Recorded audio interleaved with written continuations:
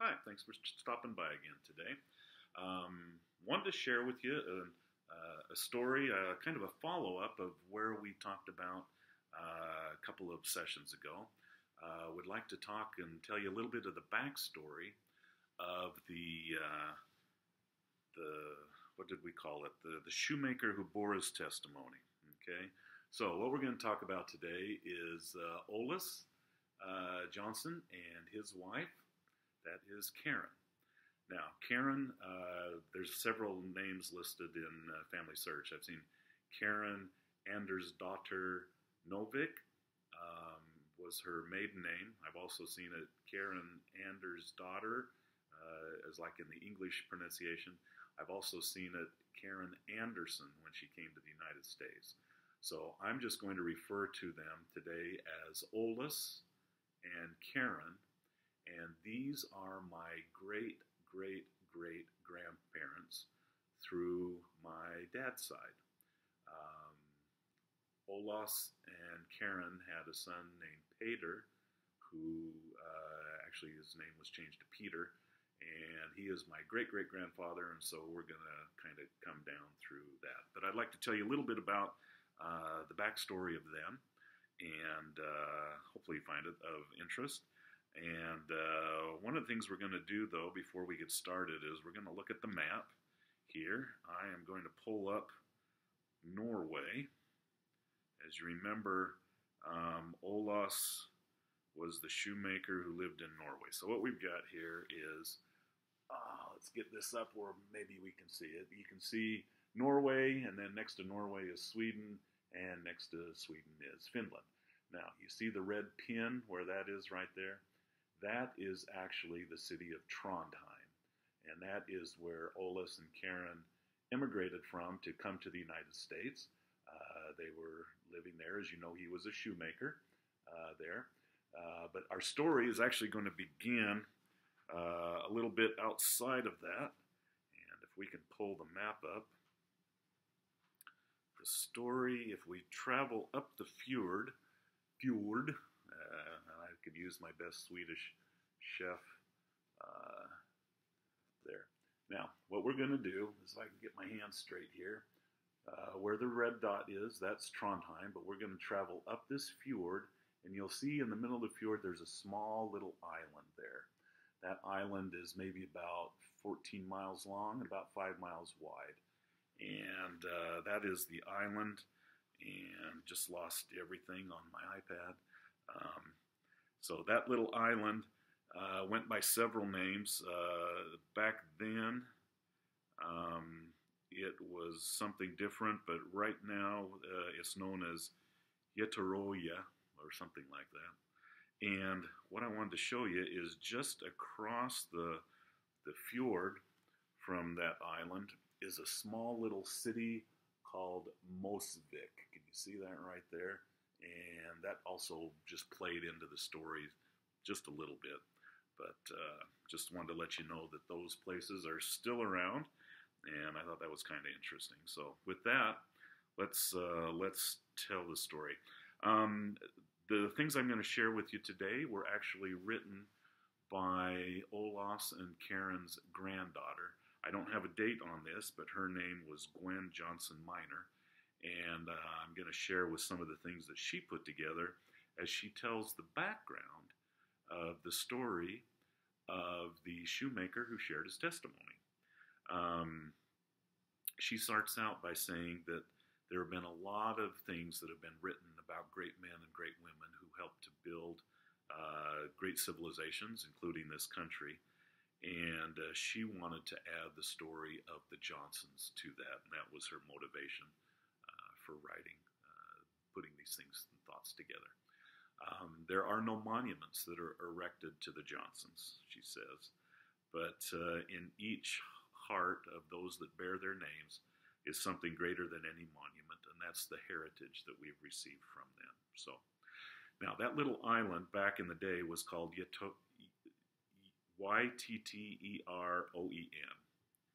Yttorian. Okay, and this is where Olaus and Karen were raising their family. They had sons by the name of Peter, who, as I said, I'm descended from, John, Lawrence, Ollie, Elmer, and Art. Okay, and they had three daughters, Olova, Baralina, and Annie. And it says they were a very loving family and very content, and they worked very hard in that time. Now, as I mentioned, this little island, grandfather, as he was referred to, and we'll just call him Grandpa Johnson. Grandfather Johnson was a shoemaker by trade, and it was the custom back then for shoemakers to travel around and visit people in their homes and then make the shoes for their families. And they would take all their materials and all their tools with them. But money wasn't always plentiful. And a lot of times, in exchange for money, Ollis Johnson would receive maybe a cord of wood or maybe a pork shoulder, or it says one time he received a winter's worth of potatoes for making shoes for families there in northern and central Norway. It says that Ollis Johnson's quality in his shoes were outstanding. The story is told that there was a pair of leather hip boots that were found by a missionary to have been in use for over 35 years. They were called three-generation boots. They were full boots up to the hips, and as the top began to wear off, you would slowly cut them down until they became knee length and later high shoe length. Excuse me, on those boots. It says they had 3 soles and a half sole on each boot, one of the soles being put on with wooden pegs. I was trying to imagine that, and I'm just having a hard time visualizing how those were on. Maybe have to look into that and see some old style techniques that maybe cobblers used to put together shoes or something. It says that Ollis Johnson never kept any records and never kept books of any type. Yet his memory was so good that he could remember the exact amount a customer owed him if the debts were several years old. But he said his word was never questioned. He was known for his good work as well as his honest dealing in all of northern and central Norway for that. Grandmother, too, Karen Johnson, was also a very hard worker and a very capable worker. And when Ollis was going from house to house making shoes, she would do her part by baking bread for sailors. This was called fatalvod, as best as I can say, F-T-A-L-L-V-O-D. And it was baked in very thin sheets. I got to imagine it was probably pretty crusty, very hard bread, maybe like hardtack or something. And she would bake enough of this that the sailors would have enough for 3 or 4 months as they set off to sea. She was also very adept at weaving and said that she would go and help in different homes to help ladies with their linen and as well as weaving carpets on that. So she was quite a gifted and talented person that way. Now, grandfather and grandmother Johnson, Ollis and Karen, they owned their home, but they actually leased the land that house was built on.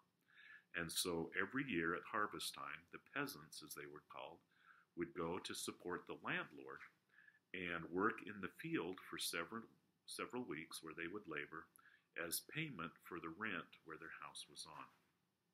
It said that the children would, in most cases, always join in to shorten the period of service that was required. And it says that it was always done gladly and that there was a great spirit of joy and happiness in doing that work. Now, in the spring of 1875, Olova, who was the eldest daughter of Ollis and Karen, moved from the little island down to Trondheim to find work.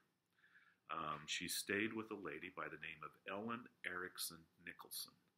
And this good woman, it was through this woman that Olova first heard about the Church of Jesus Christ of Latter-day Saints. And speaking with the missionaries, she was baptized that very same year. Now, in the next year, 1876, John and Peter also joined Olova in Trondheim, and they heard about the gospel, and they became members of the church. So that is my great-great-grandfather, Peter Johnson, who joined the church in 1876 due to his sister there. Now, they would send Mormon literature, those pamphlets that we talked about in my last story, they would send literature to their parents back on the island. And it said that Olaus Johnson was an ardent reader and a very good student, and he became very interested very quickly.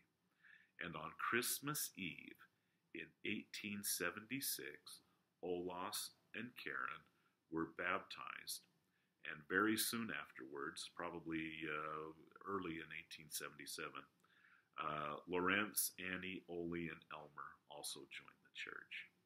Now, being a very small island, word got around very quickly, and it became known that on the island that Olaus and his family had embraced Mormonism. And the landlord at that time also happened to be the district sheriff and also the village priest. And he became somewhat angry that Olaus and his family had left the church, the state church, we'll talk about in a minute, and had joined Mormonism.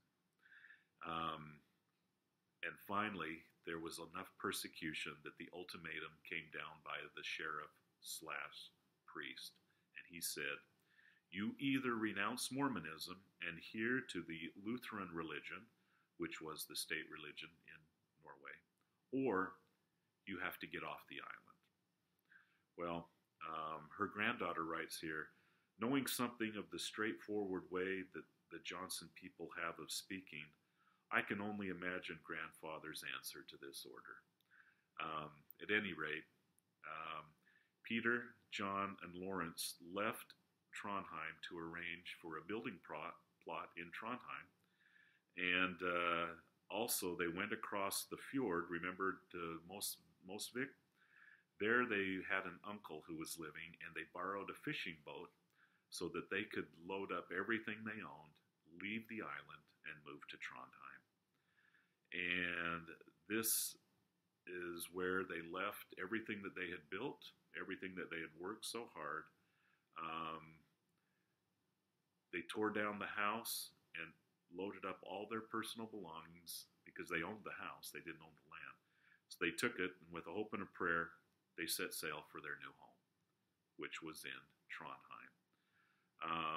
And it says Trondheim was about 50 miles from that small island to the city of Trondheim. That's where they set up. And they set to work building their new home, and they placed everything on the altar of religion, knowing that they would be blessed if they did their best. So, the elders, the full-time missionaries, had advised Olaus that he should probably build a home that would be suitable to hold meetings in. So, I think I'd read that before, that the upper floor of the new home that the Johnsons built was able to accommodate church meetings. And as the elders would come through and as meetings were held, they held it in the upper floor. There was also a large room for a chapel and one of the first missionary homes in Scandinavian countries. And it was for a haven for other families who were fleeing religious persecution. I thought that was quite interesting. Let me see. I'm going to go through some of this. When they left the island to move to Trondheim, the youngest daughter, Berolina, was only 15 years old, and she had remained on the island. They sent for her repeatedly, but the family with whom she was working, she was staying with the family. I don't know if it was the same landlord or not, but this family refused to let her go. Finally, Karen, great-great-great-grandmother Johnson, Karen Johnson, she got on a boat, went back to the island, and demanded the release of Berolina. And she returned with her to Trondheim, and the family was all together again. It said grandfather continued his trade, as we know. Elmer and Arndt, two of his sons, became apprentices in the shoemaking business. And like their grandfather, all of them developed the habit of placing a tract, a pamphlet, in the shoes of all the shoes that they repaired. And it says in this way, many people were brought to a knowledge of the truth because of the work that they did. The older sons, John, Peter, and Ole, they became very proficient fishermen and were away many weeks at a time, sailing in the northern parts of Norway on these huge fishing boats. Now, in 1878, Lorenz, who was one of the sons, left and moved to Utah and settled in Cache Valley in Logan. In 1879, Olova joined him, and in 1880, Peter and his wife Petra and two of their children, along with John, Ole, and two of their girlfriends, John and Lorenz's girlfriends, a bunch of them set sail, and they wound up in Cache Valley. They were separated again. So starting in 1878 up through 1880, these kids started immigrating to the United States. And finally, in 1882, Olis and Karen set sail and immigrated to the United States. Again, now reuniting with the rest of the family in Logan. And in 1880, Olova finally married, and so the family was all back together.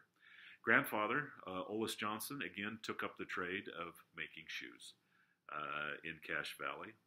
And the boys, a lot of those boys worked on the railroad for many years.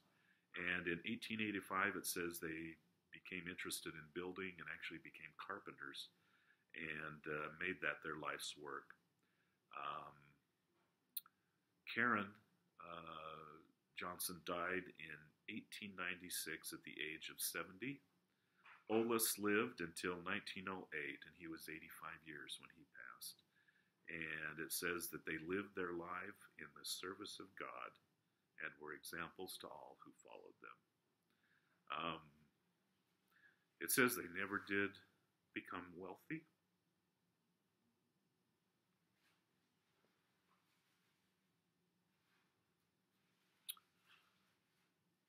But they had something of great value. They had a desire to follow the light of God.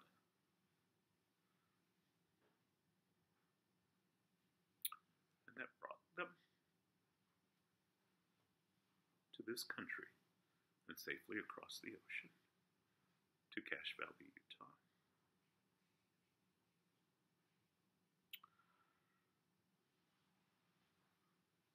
I think that's a great story. I thank Gwen Miner for putting all these thoughts together, collecting up all that information. And I think she's exactly right that while there may not be monuments erected to these people, they have left a rich heritage and a wonderful example of sacrifice, of dedication, and a willingness to give all, to doing what they knew was right. And I think that's a great lesson. So I hope you enjoyed that. I think it's great that the man who, the shoemaker who bore his testimony, actually was able to gain his own testimony by a tract, a pamphlet that was left by the missionaries. And I think there's a kind of a wonderful circle there with that. So hope you enjoyed that. Come back another time and we'll share some more stories. So have a great day.